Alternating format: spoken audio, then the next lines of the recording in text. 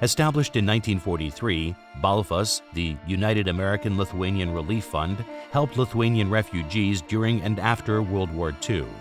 Rochester Lithuanians were members of Balfas, and in 1947, with Father Frank Faluk at the helm, donated $10,000 to help resettle refugees.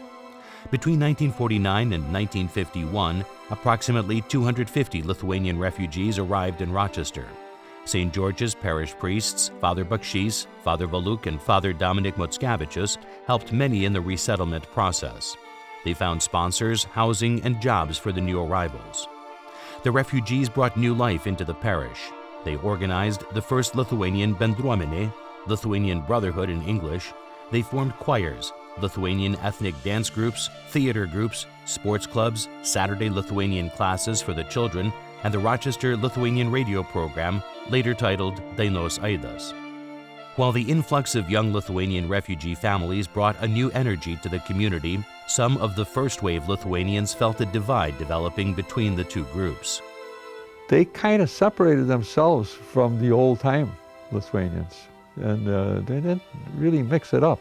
And I don't know if it was because many of them were professionals and they were somewhat better than us. I don't know.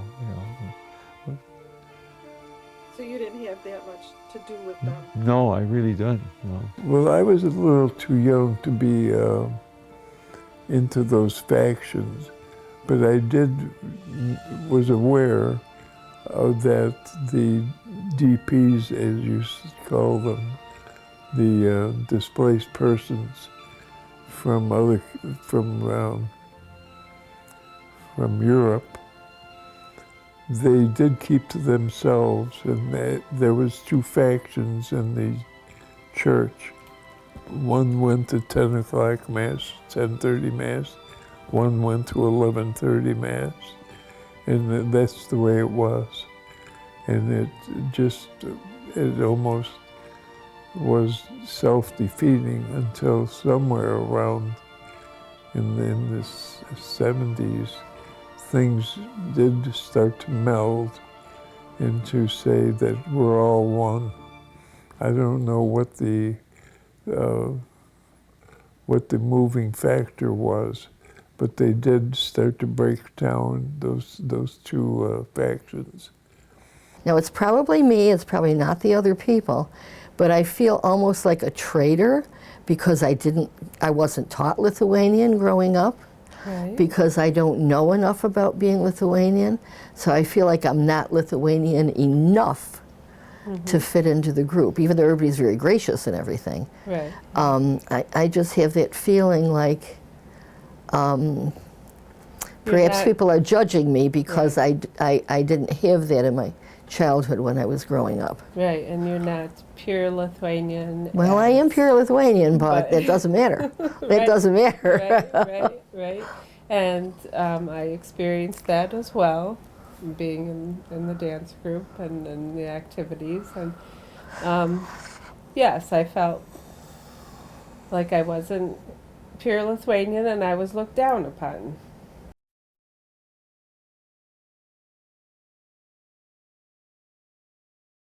For the new arrivals, American freedom meant a free press and uncensored cultural expression.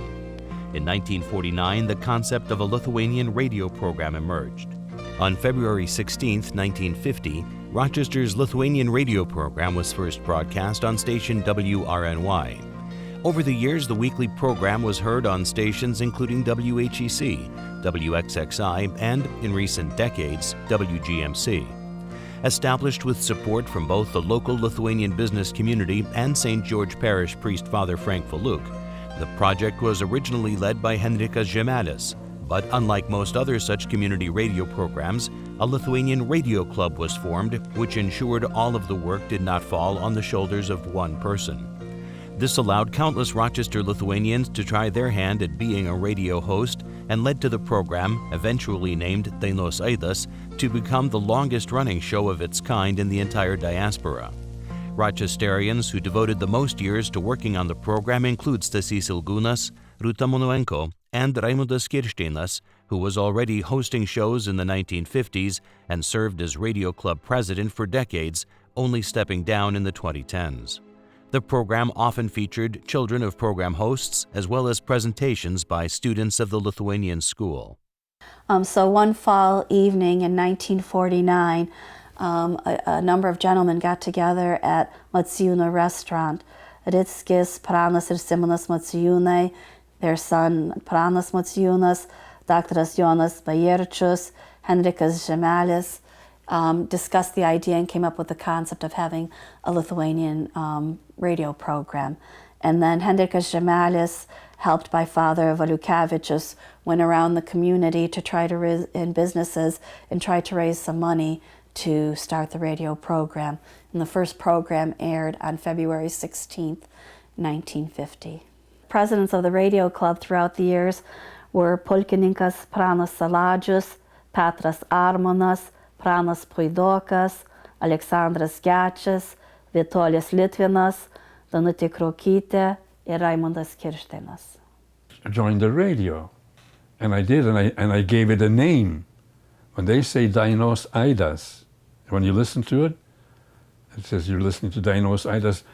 That name I gave. They used to just call it the Lithuanian radio program. And it was live. We used to always do it. At that time, the very beginning, I used to go downtown, I'd go past the guard, and then I'd go to the station, and there was a black lady who was finishing her program, and she just recently retired. She was on TV all the time afterwards. And I have all my records ready, and I just do it live.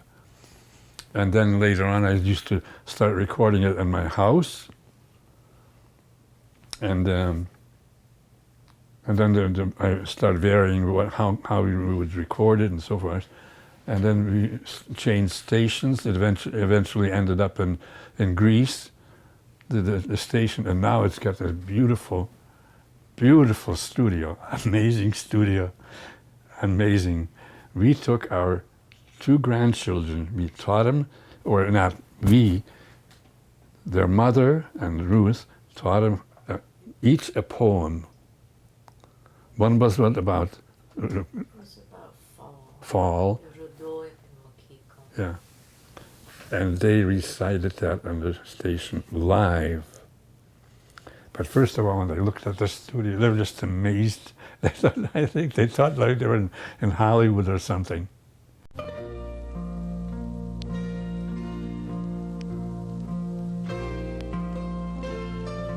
Miškan būdavau eini, tai net akį veria. Va, taip linksmina sielą už širdies tveria. Kad net širdžiai apsalus nekartą dūmujai, ar miške aš čia stoviu, ar dangui, ar rojui. Kur tik žiūri, vis gražu, žalia, liekna, gryna, kur tik uostai vis miela giria nosį trina. Kur tik klausai, vis linksma, šlama, ošia, siaudžia, ką tik jauti, vis ramu. Širdį glaustų, griaudžia.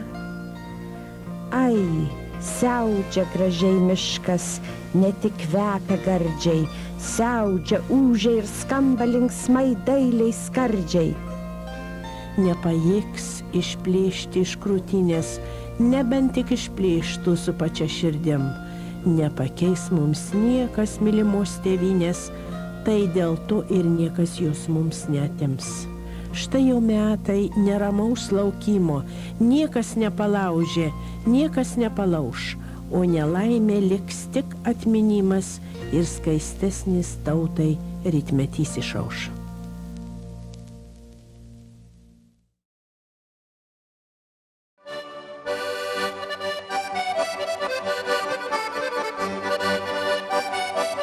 In the summer of 1949, on the occasion of the Lithuanian Day celebration, the newly organized Lithuanian folk dance group appeared. Its leader was Stasys Ilgunas. He led the group from 1949 to 1963. In the 60s, Jadvyga Reginiene assumed leadership of the dance group, which was renamed Lazdynas. Throughout the years, the dance group appeared in numerous Lithuanian festivals in America and abroad. Later, a second dance group, Žilvinas, was formed. It was in existence from 1984 to 1991. led by young American-born Lithuanians including Laurynas Vismanas and Juozas Laukaitis.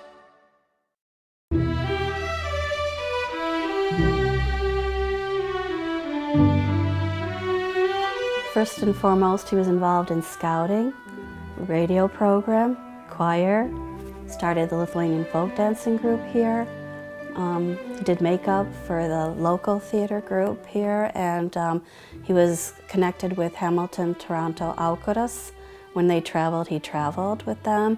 He did the makeup for a few Lithuanian films that were made here in Chicago. So he was very active in every aspect of community life. It's a funny joke. You know, when I got married in 1952, right? Yes. Yeah. And his friend, he wasn't here. He came to visit, he was in Chicago or Toronto, someplace, you know, my husband's friend. Come over and start talking about, and he says, I heard about that you get married, you know? And he says, yeah, he says, she belonged to my dancing group, and she was the smallest one. She was in my way, so I married her.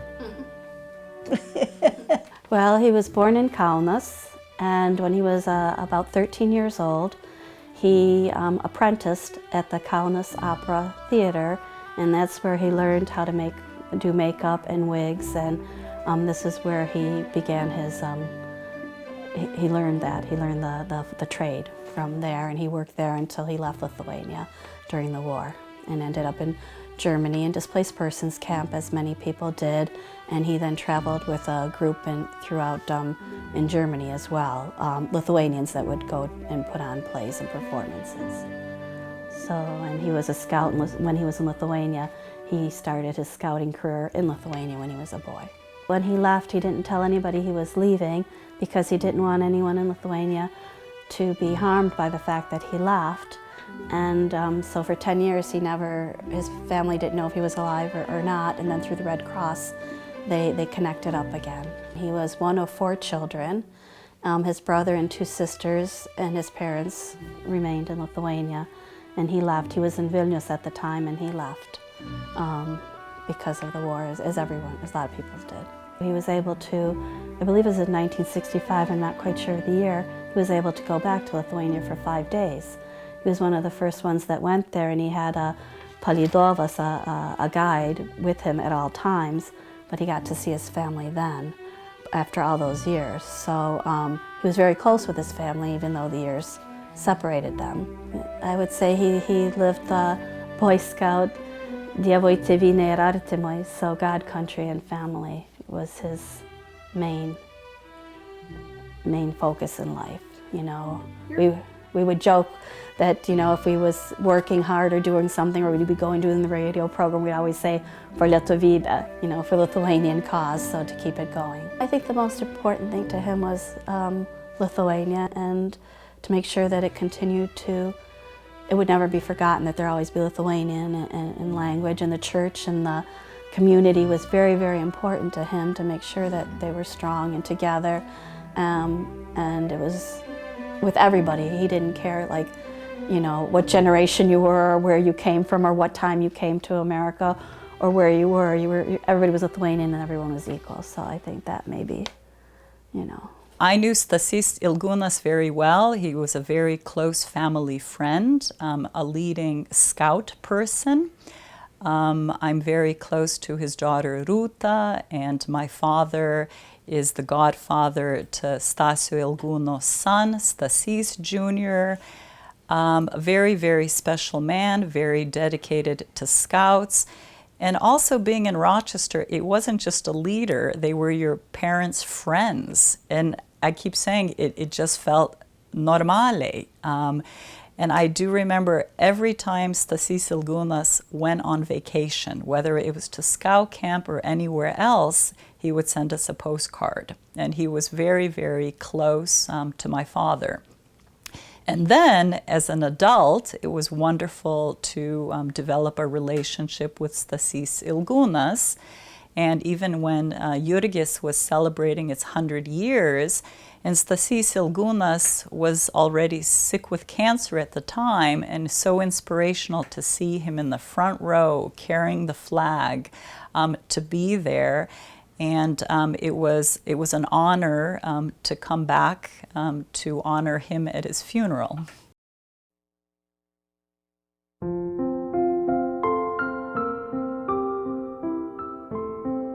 In 1963, Stasys Ilgunas, who had been the leader of the dance group, decided to step down, and so she took over, renamed the group, and started to work. And the first performance of her new group was in 1964 at the New York World's Fair at a Lithuanian song and dance festival. And there was a happy time since my brother and I were both able to dance in the group, although he was away at college at the time. And then the following year, they made an appearance with a group of other Baltic nations in the New York State Pavilion at the World's Fair.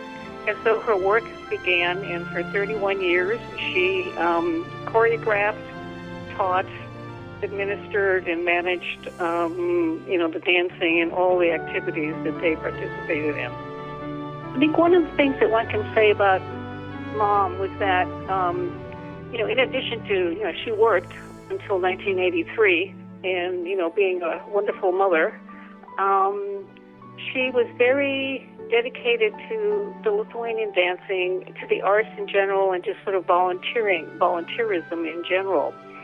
And, over the course of the 30-some-odd years that she was involved with Latinas, her group got to be very well known, not only in the area, but throughout New York State. And they participated in a lot of shows and were invited to come to colleges and universities, to banquets, conventions, weddings, to the opening of various and sundry facilities like the Rochester Convention Center. And while she was doing all that was going on, she became a member of the Rochester Arts Council. She got to be so well known, or, the group got to be so well known. So she became a member of the Rochester Arts Council, and then was involved with staffing the information booths at, Midtown Plaza, and she served on a grant review committee for other nonprofit arts organizations. And also, again, through the auspices of the Arts Council, participated in a lot of different festivals throughout New York State. The things I could say about Mom is that she was an extraordinary manager, extraordinarily really good at operations and making things happen. In addition to being really creative, I had an opportunity to watch her sort of work out the choreographing of the dances during when she was preparing for the Shokashventa, which she was the artistic director. And she had 16 little stones, 8 black, 8 white that she used. Those were couples that she would move the little stones around and kind of, pretend that they were the dancers and how they would move and how this would look and so on and so forth. That was enormously ingenious. And she also was a really, really, really good problem solver. They were doing a very complicated dance, Vashtonitis, which had 3 different sections, and each section had a slow movement and a fast movement. And unfortunately, the conductor who was accompanying the dance groups messed up and started playing either the fast or the slow section when it was supposed to be the opposite. And of course, the dancers got all confused, and everybody stopped and, okay, what to do? And everybody said, oh, let's start from the beginning, and let's do this, and let's do that. Well, Mom stood on the stage there for a minute, collected herself, and then very clearly told the dancers to get into a particular position, which was somewhere mid-dance, close to where they had been before, because they were relatively in the right places on the arena, didn't have to go milling around, and proceeded with, dancing. And then she literally stood right next to the conductor and make sure he didn't screw up again. So, she's cool, calm, collected, and, she's a kind of, she would have been a great CEO of the company if she had had the educational opportunities that she and my dad made it possible for my brother and me. But anyway, she was a terrific organizer and got things done. Well, they participated in various festivals, some annually for the 17 years they went to in New York State, in Buffalo, Syracuse, Amsterdam, Albany. They went to Pennsylvania. They did joint concerts with Trillones of Cleveland and Cincinnati. They also went to Detroit and Canada. And, of course, they participated in all the Lithuanian folk dance festivals from 1968 through 1994, I believe. And they also, in 1987, went to Rome, where they participated in the commemoration of the 600th anniversary of when Lithuania embraced Catholicism. And so there was a program in St. Peter's Square. And in 1994, which was basically the last year that she was really involved with the group, they went to Lithuania, at least, not the whole group, but part of the group went to Lithuania to participate in a folk song and dance festival that was held in Vilnius. Mom passed away on October 31st in 2016. She had moved to the Boston area in 2006. This was 4 years after my dad had died. Since all of the family, not very big, but all of the family lived in the Boston area, so it made sense for her to move here. When she moved here, she was 80 years old. A difficult move to make, leaving behind everything that you know, where she had lived most of her life in Rochester. And she had a very nice apartment in a independent senior living facility, which was about a 20-minute walk from where I live. And having visited here many, many times, she was familiar with the town where she lived and would get on the public transportation system and buzz into Boston and go shopping. And when friends would come to visit, they'd go sightseeing. She moved here about a month before the first of her great-grandchildren was born. So she had an opportunity to be part of their growing up, more so than she was able to do when her grandson was growing up, since she lived in Rochester and he lived in Boston. She also, for a number of years, worked as a volunteer one day a week, staffing the reception desk in the building where she lived, doing all sorts of administrative things and greeting guests and so on and so forth. And she really enjoyed that. That was a lot of fun for her. Life it was difficult here because, of course, it's hard to make, friends when you're older, and the Lithuanians are kind of scattered all over the place around here, and the Lithuanian church is very, very hard to get to. It's not as far as the crow flies, but hard to get to. So as much as she would have liked to have kind of gotten integrated a little bit into that, unfortunately that didn't happen. But nevertheless, she enjoyed her life here. And then in 2012, she had major open heart surgery, and from which she recovered extraordinarily well. But it kind of facilitated or exacerbated her slide into dementia. So for 3.5 years, she was slowly disappearing, so that the mom that we knew and loved was not so much there anymore, although until her very last day, she maintained her sense of style, her sense of humor, and she still had a very, very firm handshake. Mrs. Regina dedicated her whole life to the Las Dainos dance group. I know she sewed costumes. She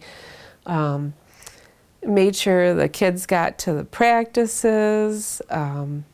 She, was involved on the national level and took a lot of time to organize and coordinate, the different shventas. She was an awesome lady.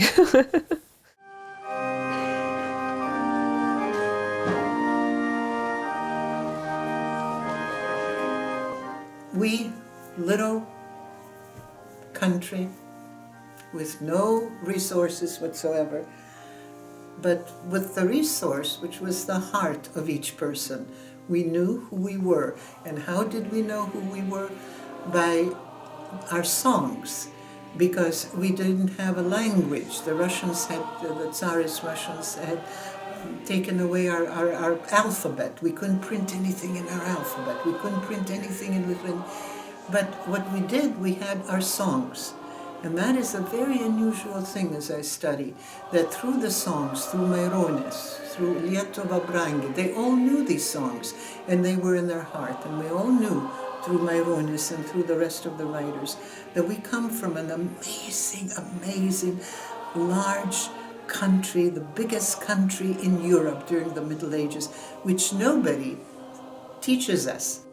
Music and singing always played an integral role in Lithuanian culture and folklore. In Rochester, St. Cecilia's choir was organized in 1911. It served primarily as St. George's Church choir. By the 1940s, the choir ceased being active. Many of the choir members were called to serve with the Allied forces during World War II. In 1949, with the influx of Lithuanian refugees, new choirs were formed. The first choir, a men's octet, was organized by musician Zenonas Nomeika. Soon after, the Lithuanian Community Choir, later known as Putinas, came into being. Choir leaders throughout the years included Petras Armonas, Jonas Adomaitis, Juozas Strolia, Stasys Norkus, and Raimundo Balis. Soloists included Vlada Sabalis,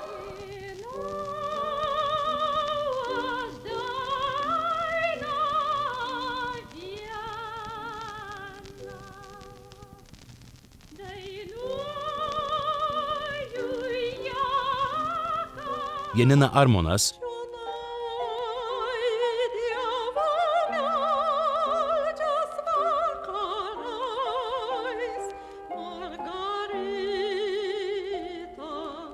Birutė Čipas, and Leonas Baltrus.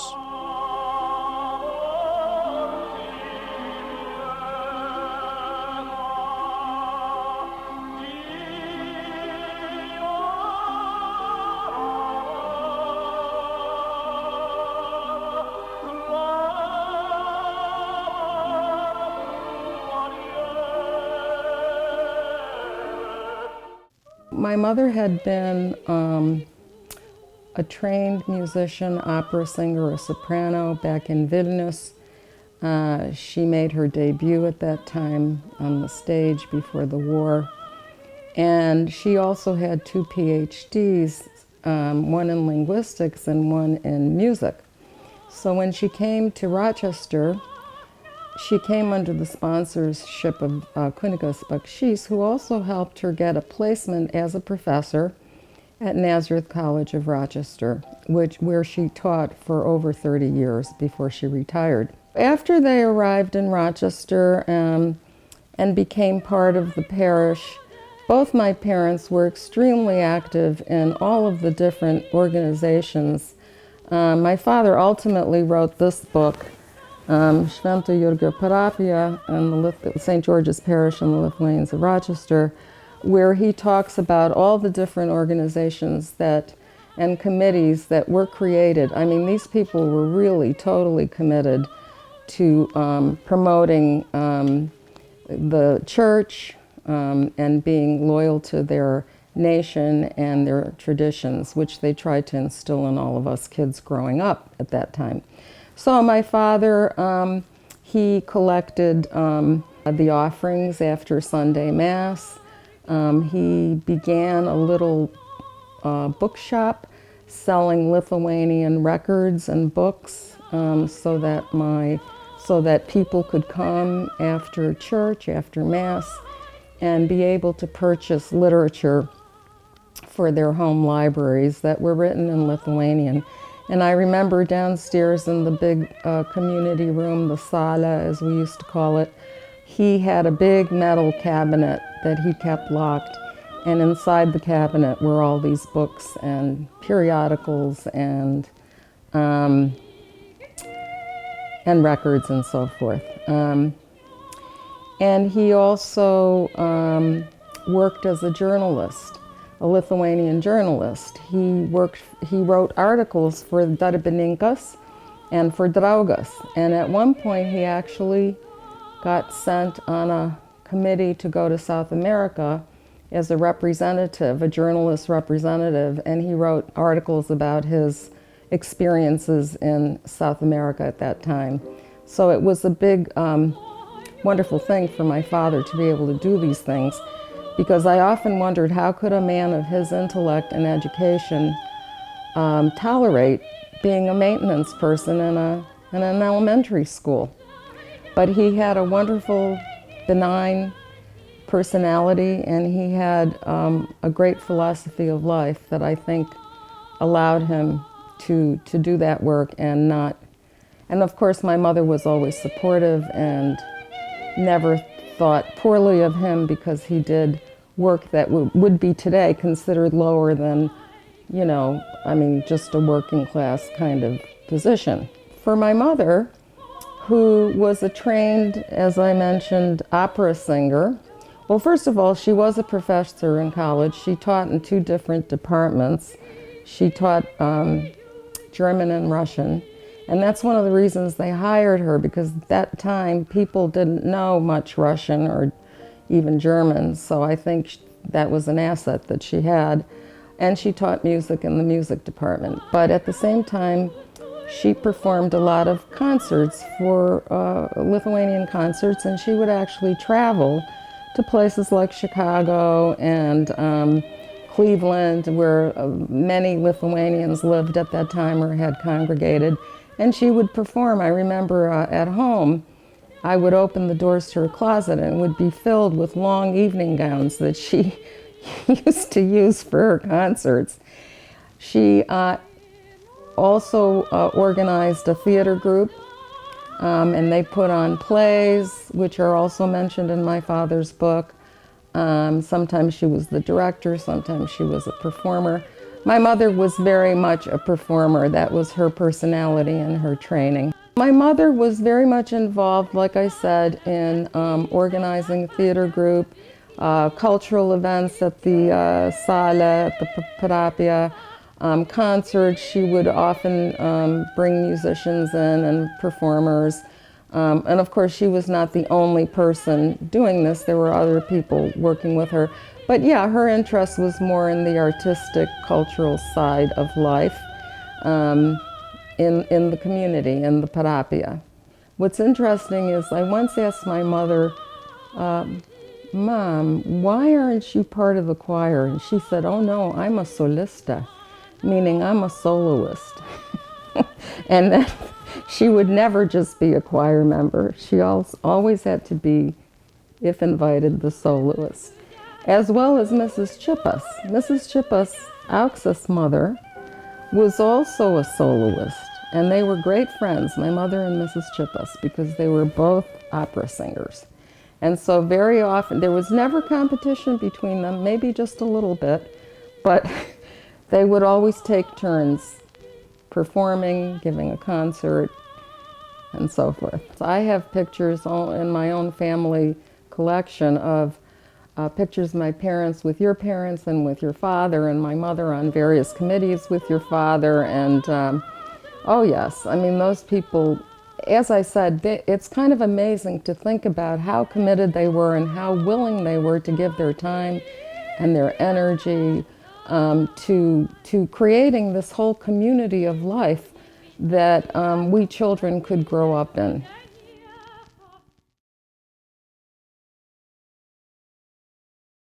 I went to Nazareth College, where I really didn't want to go because my mother was a professor there.